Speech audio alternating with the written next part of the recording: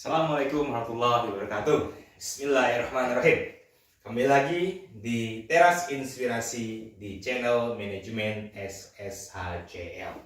Baik, sahabat-sahabat semuanya, hari ini kita akan membahas dengan detail bagaimana tools yang pertama dan tools yang kedua. Ingat, ada 25 tools dalam SSHJL model, ya. Dan tools hari ini akan kita bahas adalah tools yang pertama dan tools yang kedua. Yaitu apa? Yaitu menyusun visi dan misi.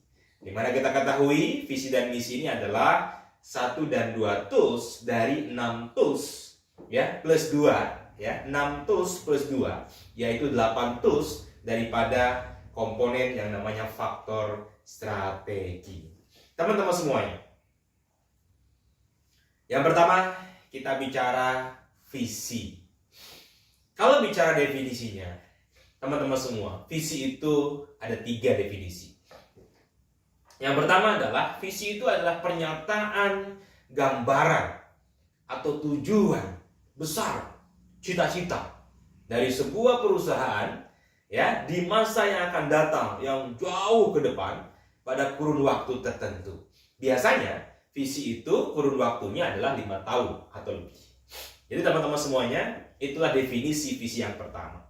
Sebagaimana kita ketahui, pertama kali, ya, ketika kita mau melakukan sebuah perjalanan adalah ditanya mau kemana, ya. Makanya pada saat analogi, ya, di pertemuan pertama, kalau kita bicara perjalanan mau kemana, mau ke Jakarta, nah itulah visi. Itu ibarat perjalanan kita, ya. Nah, teman-teman semuanya, visi adalah sekali lagi gambaran, ya, vision. Vision itu artinya gambaran.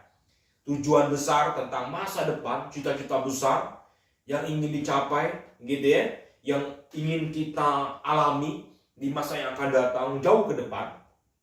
Ya, jauh ke depan, biasanya lebih dari 5 tahun dari sebuah perusahaan. Yang kedua, visi itu merupakan pernyataan yang jelas dan menjadi arah dari sebuah perusahaan. Jadi jelas, ya. Visi itu adalah arah yang jelas dari sebuah perusahaan. Ya, sekali lagi, seandainya seseorang misalkan mau masuk sebuah perusahaan, maka yang ditanya pertama kali adalah justru visi. Jadi kalau kita mau masuk sebuah perusahaan, maka yang kita cari tahu, yang kita tanya pertama kali adalah mau kemana perusahaan ini? Ya, arahnya mau kemana? Bagaimana gambaran masa depan perusahaan ini? Nah, itulah visi. Ya, jadi arah daripada perusahaan ini mau kemana? Yang ketiga, visi itu juga merupakan pernyataan core activity, ya, pernyataan core activity atau produknya apa, layanan utamanya apa, atau aktivitas bisnis dari perusahaan itu apa. Jadi visi itu harus bisa menggambarkan, teman-teman semua, adalah pernyataan daripada core activity dari perusahaan itu. Ya, bagaimana, apa sih aktivitas utama perusahaan itu, apa sih produknya, apa sih layanan-layanan perusahaan itu. Perusahaan ini bergerak di bidang apa, maka kelihatan dalam visi. Jadi visi itu teman-teman seperti itu, ya. Sekali lagi, visi adalah gambaran masa depan, ya, sebuah tujuan besar, biasanya lebih dari 5 tahun. Kenapa lebih dari 5 tahun? Karena ini bicara visi masa depan, ya, yang jelas membuat sebuah arahan daripada perusahaan mau kemana arahnya. Kemudian juga menjelaskan di situ, orang kalau lihat visinya sebuah perusahaan, dia sudah tahu perusahaan ini bergerak di bidang apa. Nah, itulah visi. Nah, teman-teman semuanya, visi itu harus ada berarti 3 daripada komponen. Jadi visi itu harus bisa memunculkan dan berisi 3 komponen. Yang pertama adalah apa prestasi tertinggi dari perusahaan kita. Ya, ingat ya, apa prestasi tertinggi dari perusahaan kita. Misalkan menjadi perusahaan kelas dunia, menjadi perusahaan nomor 1 di kota Medan, menjadi perusahaan nomor 1 di Sumatera, menjadi perusahaan nomor 1 di Indonesia, menjadi perusahaan yang terdepan di Indonesia, menjadi perusahaan global, berdaya saing global. Itu adalah cita-cita tertinggi. Jadi visi itu adalah berisi, yang pertama adalah apa prestasi tertinggi dari perusahaan kita. Ya, misalkan jadi perusahaan yang dikenal oleh masyarakat luas, menjadi perusahaan yang berstandar internasional, menjadi perusahaan yang digemari, gitu ya, dan sebagainya. Itu adalah prestasi tertinggi dari sebuah perusahaan. Nah, yang kedua, visi itu harus tercantumkan core activity. Ya, visi itu harus mencantumkan core activity. Ya, teman-teman semuanya. Yang kedua adalah core activity. Jadi perusahaan ini bergerak di bidang apa? Perusahaan ini produknya apa? Perusahaan ini layanannya apa? Visi itu harus menggambarkan itu. Ya. Yang ketiga adalah kapan waktu pencapaian. Nah, jadi kalau perusahaan ingin menjadi nomor 1 di Indonesia misalkan, ya, menjadi perusahaan makanan ringan, ya, menjadi perusahaan makanan ringan nomor 1 di Indonesia. Nah, itu visi. Menjadi perusahaan gitu ya, travel, ya, perjalanan, ya, wisata, ya, terbaik, terbesar nomor 1 di Sumatera misalkan. Nah, itu visi. Menjadi berarti prestasi tertingginya adalah menjadi nomor 1 di Sumatera. Core activity-nya adalah berarti perusahaan travel, perusahaan wisata, gitu ya, perusahaan perjalanan. Nah, pertanyaannya adalah kapan itu tercapai?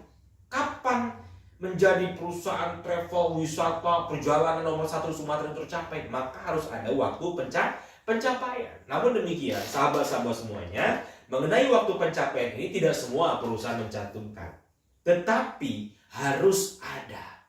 Jadi walaupun waktu pencapaian ini tidak dicantumkan dalam sebuah visi yang dipublikasikan, tapi harus ada kapan waktu pencapaiannya, kapan menjadi nomor 1 di Sumatera itu.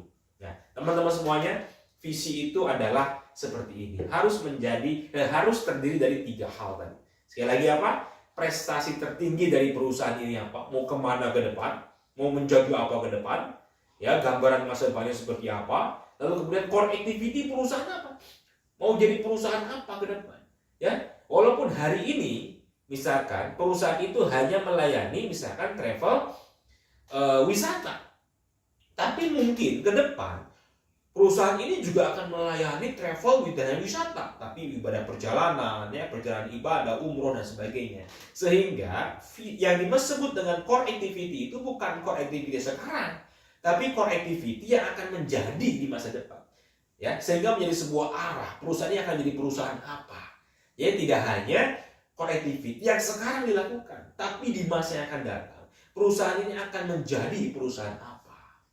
Ya, baik. Yang ketiga adalah waktu pencapaian. Nah, saya sudah buat sebuah template teman-teman semua untuk memudahkan. Jadi kalau teman-teman nanti membuat sebuah visi atau mengevaluasi, ingat ya, kita belajar visi dan misi itu bukan hanya perusahaan baru, tapi juga bisa mengevaluasi visi dan misi perusahaan Anda hari ini. Apakah visi dan misi perusahaan kita hari ini sudah sesuai dengan kaidah-kaidah visi? Itu juga penting. Jadi teman-teman semua, template-nya seperti ini dengan mudah. Jadi menjadi perusahaan titik, gitu ya, yang titik. Nah, menjadi perusahaan titik itu adalah core activity-nya. Tadi ya, misalkan menjadi perusahaan travel, perjalanan wisata. Ya, atau travel garis miring perjalanan wisata. Ya, visi juga harus singkat dan padat ya. Jadi jangan banyak kalimat-kalimat yang ya mubazir, harus singkat padat. Jadi menjadi perusahaan travel wisata. Nah, atau menjadi perusahaan perjalanan wisata. Jangan sudah travel perjalanan gitu ya. Jadi harus singkat juga gitu ya. Menjadi perusahaan apa? Ini core activity. Jadi menjadi perusahaan ya hidroponik. Hidroponiknya apa? Hidroponik banyak, ada sayuran, ada sebagainya. Jadi harus spesifik teman-teman semuanya. Ya, betul-betul harus spesifik. Ya, menjadi perusahaan perjalanan wisata. Berarti perjalanan wisata.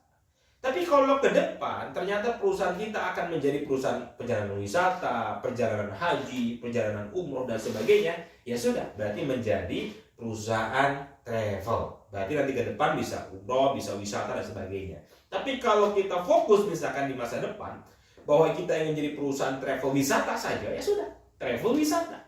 Kalau ternyata kita juga akan fokus misalkan wisatanya adalah domestik Indonesia, ya sudah, perusahaan travel wisata domestik. Tapi kalau kita mau fokus misalkan saya khusus internasional, ya sudah, travel wisata internasional.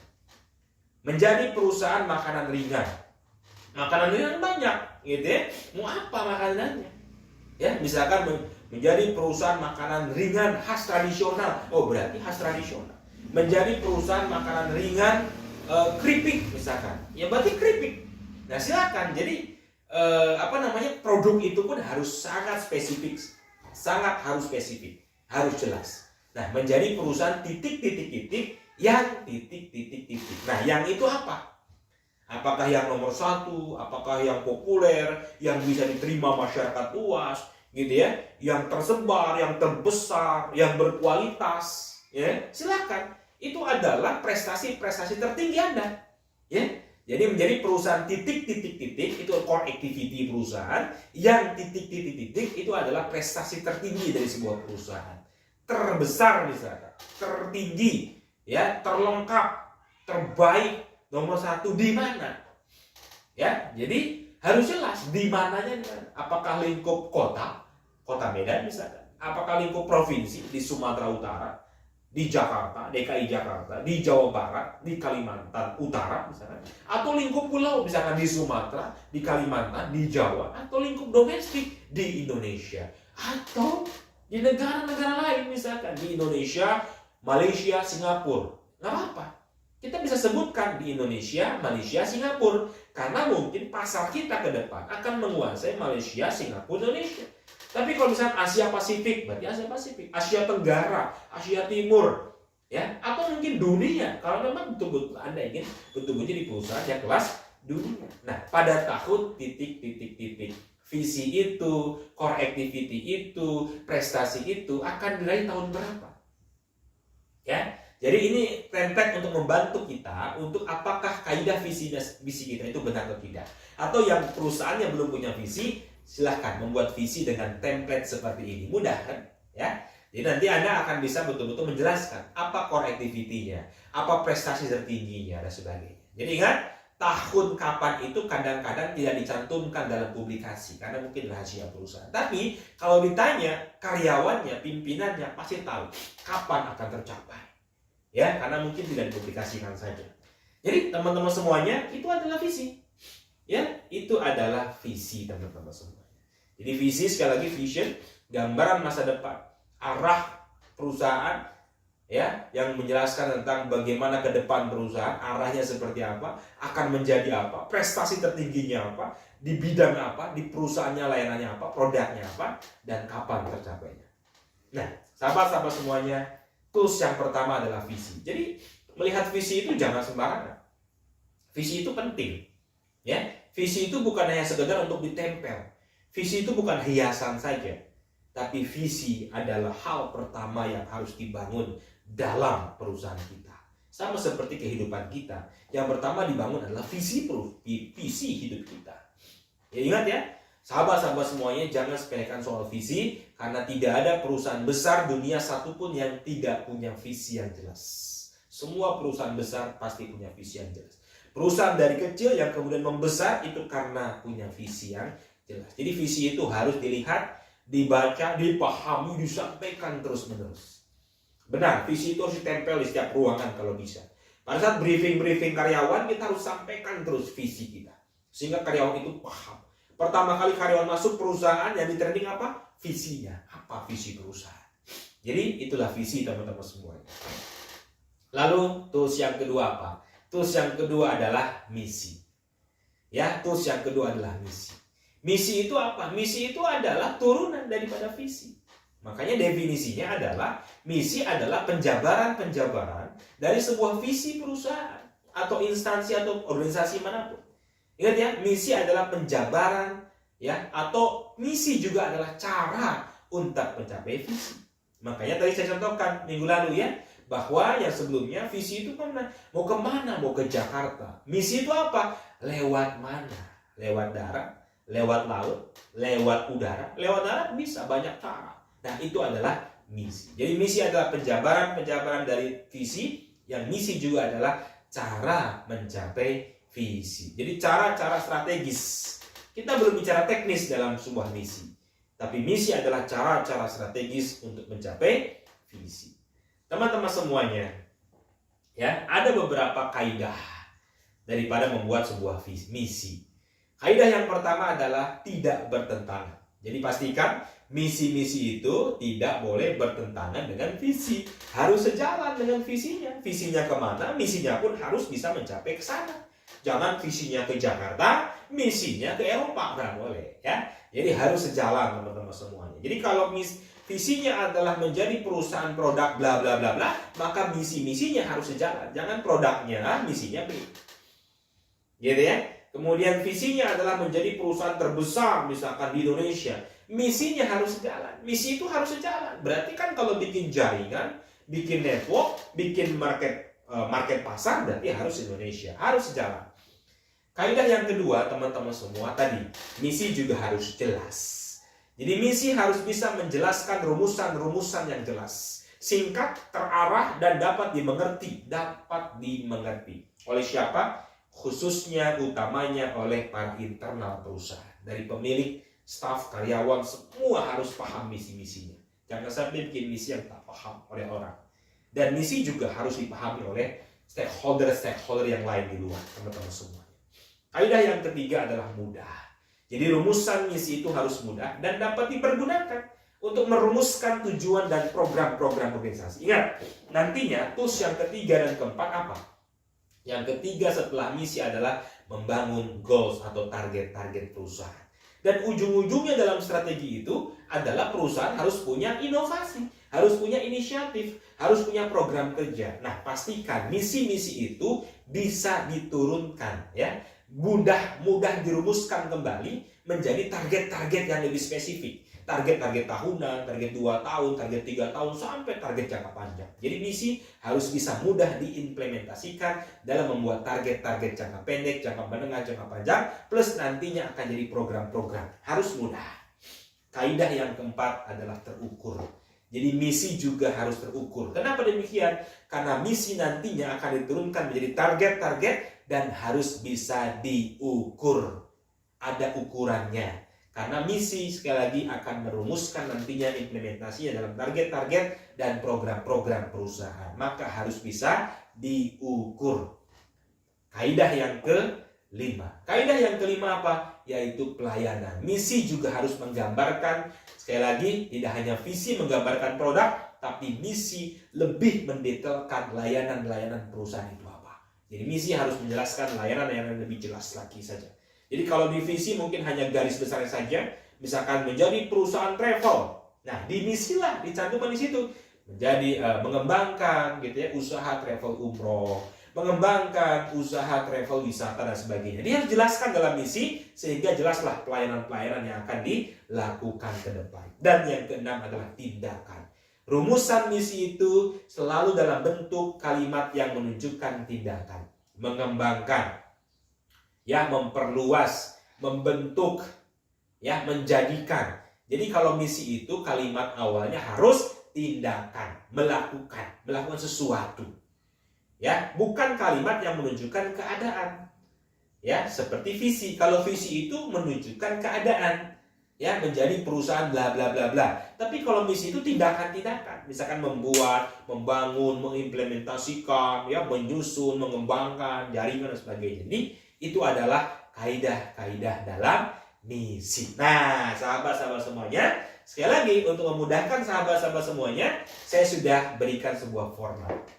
Ini adalah format-format daripada misi perusahaan untuk menjabarkan, ya, mendetailkan strategi-strategi besar untuk mencapai visi tadi.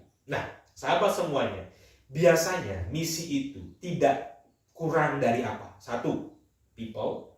2, produk. 3, network atau jaringan. 4, market share atau pasar. Yang kelima, teknologi, infrastruktur, inovasi. Dan yang keenam, jangan lupa, misi juga harus memasukkan yang namanya kepedulian atau corporate social responsibility. Nah, ini juga sudah menjadi penting karena sebuah domain. Ya, misi harus memasukkan yang namanya corporate social responsibility. Jadi misi biasanya bicara people, misi bicara produk, misi bicaranya adalah network, misi biasanya bicara pasar, misi juga biasanya bicara teknologi, infrastruktur dan sebagainya. Dan jangan lupa, misi juga harus bicara soal kepedulian sosial daripada perusahaan terhadap masyarakat. Ini template-nya sahabat-sahabat semuanya. Misalkan 1, membangun people yang bla bla bla bla bla. Yang kedua, misalkan membangun produk apa-apa-apa. Tadi kan visinya jelas, produknya apa saja detailkan. Kalau visinya membangun menjadi perusahaan travel, detailkan, mengembangkan produk travel ibadah, travel umroh, travel wisata dan sebagainya. Ya, membangun people yang seperti apa. Ya, kemudian yang ketiga, mengembangkan jaringan. Nah, jaringan ini harus sejalan dengan visi. Kalau visinya adalah menjadi terbesar di Sumatera, maka membangun jaringan di mana saja di Sumatera, misalkan Sumatera Utara, Sumatera Selatan dan sebagainya. Jadi harus sesuai dengan visinya. Yang keempat, membangun pasar. Pasar seperti apa? Segmen yang seperti apa? Ya, segmen apa yang akan Anda masuki? Misalkan pasar korporat kah, pasar retail kah, dan sebagainya. Jadi silakan. Ya, ini bicara segmentasi. Kalau jaringan bicara market share. Bicara di mana jaringan Anda akan buat. Misalkan offline-nya di mana, online-nya di mana. Jelaskan di situ, ya. Kalau pasar bicaranya apa? Segmentasi. Segmentasi itu kita belajar, bisa geografis, ya, bisa wilayah dan sebagainya. Bisa kemudian segmen-segmen psikologi dan sebagainya. Oke, yang kelima adalah tentu untuk mencapai visi biasanya perusahaan itu mengembangkan apa? Mengembangkan teknologi dan infrastruktur yang seperti apa? Misalkan yang canggih, yang kekinian dan sebagainya. Silahkan di sini disampaikan dalam sebuah misi. Dan yang keenam, jangan lupa, misi itu juga harus bisa memasukkan corporate social responsibility, kepedulian perusahaan terhadap korporasi, teman-teman semuanya. Ya, seperti itu. Baik, ini adalah template membangun misi. Silahkan, kalau ada tambahan silahkan, tapi paling tidak harus ada 6 ini. Kalau ada tambahan silahkan, ya silahkan, tergantung perusahaan Anda masing-masing. Baik.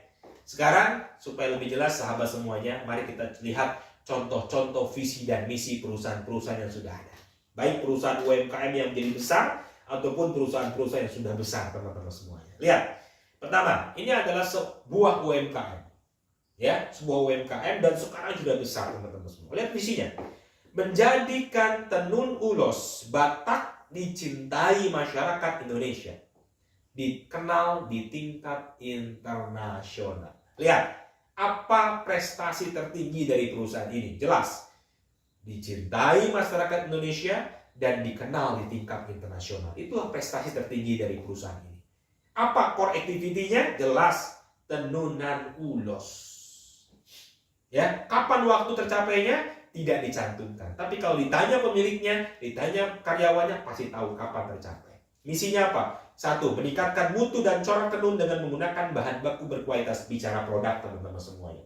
2. Melakukan inovasi produk dengan desain warna, bahan sesuai dengan selera masyarakat, bicara teknologi dan inovasi. Yang 3. Menciptakan beraneka ragam produk sesuai dengan perkembangan passion, bicara produk dan inovasi. Ini adalah visi dan misi dari Galeri Ulos Sianipar dan UKM bersama, teman-teman semua. Luar biasa. Apalagi ini Jeko, perusahaan gitu ya, kita kenal ada Jeko tuh donat dan sebagainya gitu ya. Ada Kondonat, ada Coffee Brand dan sebagainya. Teman-teman, lihat visinya Jeko. Visinya digambarkan dalam 3 poin. Gak apa-apa.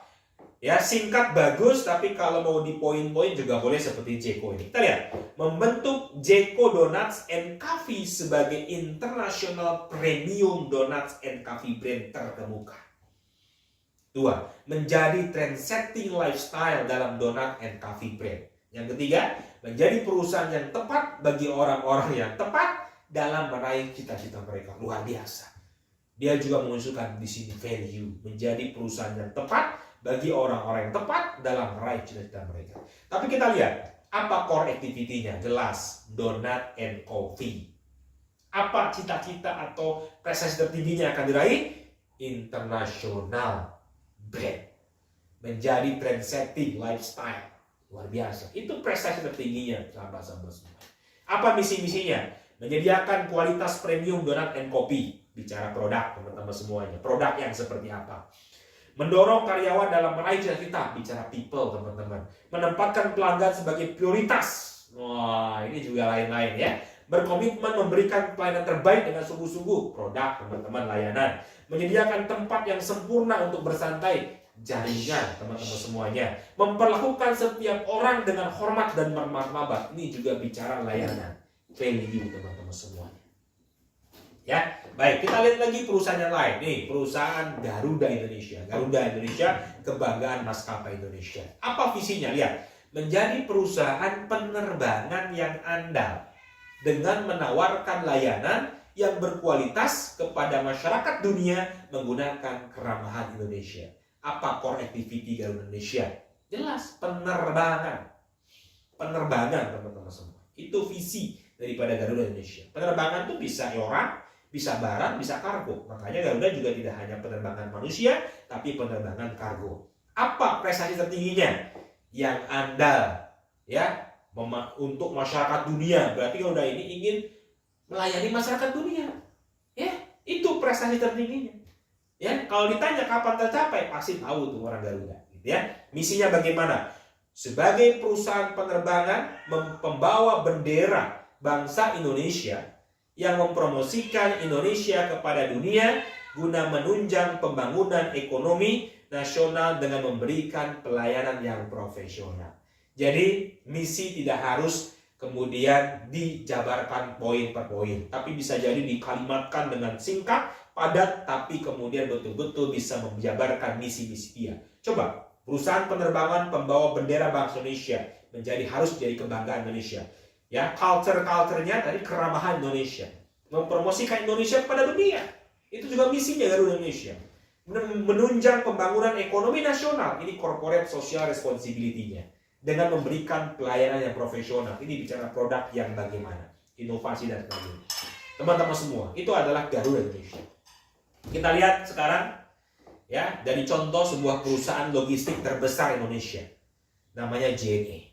Bagaimana JNE punya visi, teman-teman? Ini juga saya sekaligus menyampaikan. Pertanyaan sahabat-sahabat semua pasti apa? Apakah visi itu bisa berubah?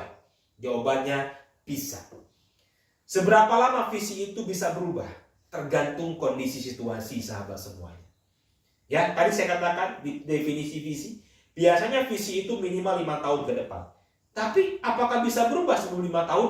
Bisa, jika kondisinya luar biasa memang berubah, potensinya berubah dan sebagainya.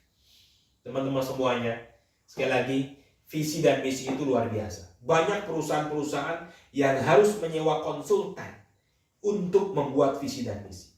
Kenapa sampai nyewa konsultan seperti JNE misalkan sewa konsultan? Kenapa? Karena untuk membuat sebuah visi, gambaran masa depan, berarti harus ada riset, harus ada kajian yang komprehensif, harus ada masukan-masukan data, analisis big data tentang masa depan. 5 tahun ke depan akan seperti apa. Sehingga apa? Perusahaan betul-betul bisa menangkap sebuah peluang dan perusahaan akan menjadi apa. Apakah yakin menjadi perusahaan terbaik Indonesia? Karena dia punya data, dia bisa analisis. Apakah yakin misalkan dia ingin jadi perusahaan terbaik internasional? Karena dia tidak sembarangan. Dia menyewa konsultan, dia mengkaji dan sebagainya. Kalau butuh konsultan. Tapi artinya apa? Artinya apa? Bangun visi dan misi itu bukan sembarangan, sahabat-sahabat semuanya. Nah, bisa berubah nggak visi dan misi? Bisa berubah. Kita lihat JNE. Tahun 2009, teman-teman, JNE itu visinya adalah menjadi perusahaan jasa pengiriman ekspres tuan rumah di negeri sendiri. Apa core activity-nya? Hanya ingin menjadi perusahaan pengiriman ekspres. Apa prestasi tertinggi yang akan gaya JNE? Ingin menjadi tuan rumah di negeri sendiri. Artinya nomor 1 Indonesia. Tahun 2011, JNE merubah visinya. Kenapa? Karena JNE melihat potensi luar biasa dalam logistik. JNE tidak hanya ingin menjadi perusahaan pengiriman ekspres, teman-teman, kurir ekspres, tapi JNE juga melihat potensi logistik. JNE melihat pergudangan, JNE melihat warehousing, JNE melihat distribution, tracking, dan sebagainya. Sehingga 2011 JNE merubah visinya menjadi perusahaan logistik. Berarti core activity-nya berubah menjadi core activity-nya adalah perusahaan logistik. Menjadi tuan rumah di negeri sendiri tetap. Prestasi tertingginya ingin menjadi tuan rumah di negeri sendiri. Artinya nomor 1 Indonesia.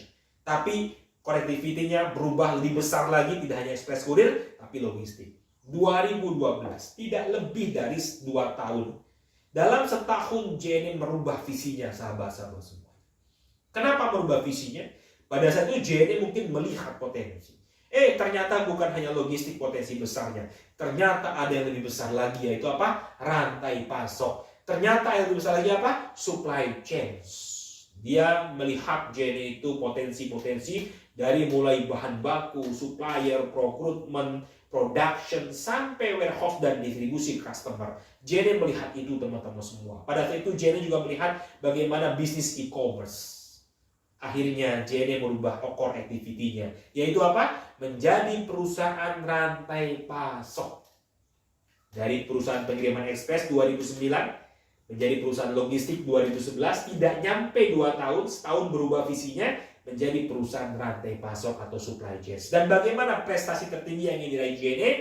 Yang global dan terdepan di dunia. Tidak hanya ingin nomor 1 Indonesia, tapi kualitasnya global dan ingin menjadi terdepan di dunia. Pada saat itu JNE menancapkan kapan tercapai visinya menjadi perusahaan rantai pasok terdepan, menjadi perusahaan rantai pasok global terdepan dunia, ternyata di tahun 2050. Pada saat itu 2012 visinya akan tercapai di tahun 2050. Itu tercantum dalam visi JNE. Teman-teman semuanya, kemudian 2021, 9 tahun kemudian. 9 tahun kemudian tentu bisnis berubah. Situasi berubah, potensi berubah. Sehingga akhirnya JNE juga kemudian merubah visinya. Apa perubahan visi JNE? Menjadi perusahaan logistik terdepan di negeri sendiri yang berdaya saing global. Berubah lagi core activity-nya, menjadi fokus kembali seperti tahun 2011. Tidak lagi menjadi visi perusahaan rantai pasok, tapi menjadi perusahaan logistik. Kenapa demikian? Karena mungkin JNE melihat potensinya, melihat ke dalam infrastruktur, potensi, kemampuan, dan sebagainya. JNE ingin menfokus kembali menjadi perusahaan logistik. Menjadi perusahaan express courier, tracking, moving, distribution, warehouse, dan sebagainya. Itulah perusahaan logistik, teman-teman semua. Dan JNE juga ingin menjadi perusahaan logistik yang tuan rumah di negeri sendiri lagi. Tidak ingin lagi pada saat itu 2021 menjadi perusahaan yang terdepan di dunia. Tapi kembali JNE ingin jadi perusahaan logistik yang nomor 1 di Indonesia. Tetapi ada kata-kata yang global di sana. Berarti walaupun JNE kembali menjadi perusahaan nomor 1 Indonesia, tapi sedikit demi sedikit lambat laun JNE juga akan terus mengembangkan yang namanya globality. Sehingga suatu saat nanti kalau JNE sudah yakin, akan kemudian yakin lagi bahwa ingin menjadi perusahaan nomor 1 dunia, mungkin saja di tahun-tahun mendatang JNE juga akan merubah lagi visinya menjadi perusahaan logistik terdepan di dunia. Tapi saat ini JNE melihat situasi kondisi dan melihat ke dalam, sehingga inilah fokusnya visi JNE. Ini sekali lagi bisa berubah sesuai dengan kondisi internal dan kondisi eksternal, persaingan bisnis dan segala macam. Ya, mungkin 2012 kan belum banyak pesaing JNE pada saat itu. Tapi mungkin 9 tahun ini, terakhir ini JNE juga melihat persaingan yang luar biasa. Termasuk perusahaan-perusahaan luar negeri masuk Indonesia. Tentu JNE akhirnya. Tapi sekali lagi, sahabat-sahabat semuanya, visi perusahaan itu adalah visi teknis perusahaan. Ingat, ada visi yang besar sebelum visi perusahaan. Ada visi besar. Anda sebagai owner punya visi besar. Yang itu menjadi semangat visi daripada perusahaan dan karyawan-karyawan kita. Seperti JNE. JNE itu didirikan oleh almarhum Bapak Haji Supranto Suparno. Visi JNE itu ada yang visi besarnya. Yaitu visi di atas visi perusahaan tadi. Apa visi besar JNE yang lebih besar dari visi perusahaan tadi? Visi besar JNE itu adalah pengabdian kepada Tuhan yang Maha Kuasa. Bagaimana JNE bisa bermanfaat sebesar-besarnya kepada masyarakat dunia. Itulah visi besar JNE. Makanya Pak Prapto itu pesannya apa pada saat pendirian JNE, yaitu harus mengamalkan Quran Surat Al-Maun. JNE ini ya memang perusahaan nasional, ya perusahaan universal. Tapi karena Pak Prapto, karena barangkali kebetulan pendirinya adalah salah satu Pak Prapto orang Muslim, maka beliau juga menyampaikan Quran Surat Al-Maun. Tentu yang saya ketahui JNE juga tidak hanya Pak Prapto yang mendirikan, di sana juga ada founder-founder yang lainnya, berbagai agama dan suku, tentu mereka juga punya landasan yang sama, tentu dengan kepercayaan masing-masing. Tapi intinya apa? Visi besar JNE yang saya lihat adalah sebelum visi-visi perusahaannya, dia punya visi besar, yaitu ingin bermanfaat bagi masyarakat. Sebagai bagian daripada langkah-langkah visinya mungkin pendiri JNE, yaitu beribadah kepada Allah Subhanahu wa Ta'ala, beribadah kepada Tuhannya. Jadi perusahaan hanya bagian daripada langkah-langkah owner perusahaan untuk mencapai visi besar daripada visi besar ownernya sebagai manusia hamba Tuhan yang Maha Kuasa. Teman-teman semuanya, thank you. Terima kasih banyak telah mendengar. Tentu mudah-mudahan ini bermanfaat. Silakan sebarkan ke sebanyak-banyaknya. Sampaikan sebanyak-banyaknya. Ini adalah ilmu Tuhan yang Maha Kuasa, ilmu Allah Subhanahu wa Ta'ala, ya, ilmu Allah, dari banyak sekali ilmu Allah. Dan kalaupun ada manfaatnya, sekali lagi yang baik datangnya dari Tuhan yang Maha Kuasa, dan yang salah datang dari saya pribadi yang tidak banyak ilmu, sedikit saja, ya, sedikit saja ilmu, tapi apapun ilmu kita sedikit, kita harus sampaikan. Mudah-mudahan ini menjadi ilmu jariah buat sahabat-sahabat semuanya. Billahi taufiq wal hidayah. Assalamualaikum warahmatullahi wabarakatuh.